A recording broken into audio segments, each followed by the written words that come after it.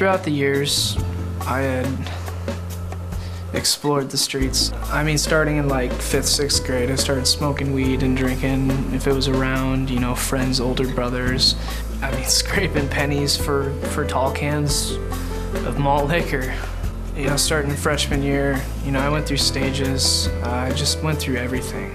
I mean, cough syrup, cold medicine, overdosing on stuff like that. Yeah, I started doing a lot of coke and meth, and from that, I started smoking crack, like every day. You know, not hanging out with like people my own age, you know, hanging out with people that have been smoking dope for, you know, 20, 30 years, their whole lives, in houses that are like dungeons. My sister and my dad, they said I could have hope, that I didn't, you know, that I could have hope pretty much, that I didn't have to live how I was. My first 6 to 8 months at New Heart was tough. It was really tough. You know, I came to church and I was, not that I was putting on a front, I wouldn't say that, because I was very happy to be at church. Not that church was an escape from anything, but church was definitely more of like a safe haven, because at the house is just, there's a lot of spiritual warfare. The Holy Spirit does not let you hide.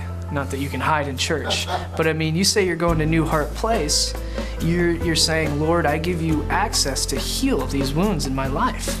That's what you're saying. You're saying, here I am, I'm broken, I have scars and wounds, heal them.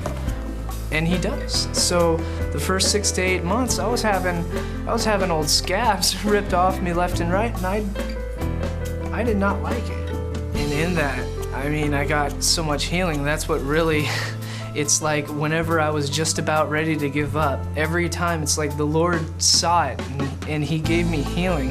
He just, you know, allowed me to take another step and put one more foot in front of the other, and it just kept me going. It's kind of like he knew exactly what he was doing. One day during praise and worship, one morning, we were just praising, and like I felt it from the bottom of my toes, and it just started rising, and I got up, like when you're on a roller coaster and you feel that tickle in your stomach. I got up and I said, I'm just so filled with happy right now.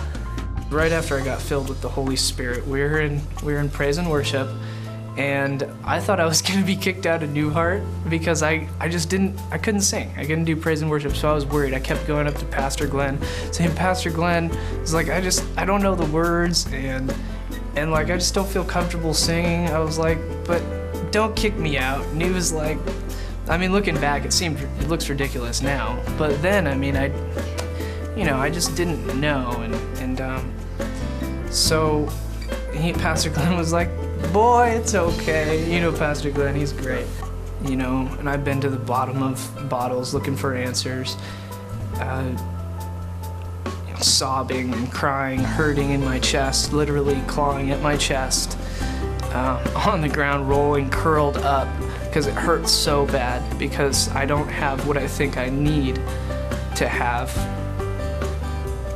Crying out to God, even if it's not in those words, crying out, you know, why, and not knowing the answers, not knowing what I need to do, what I need to have, and you know, it is Jesus, it is salvation.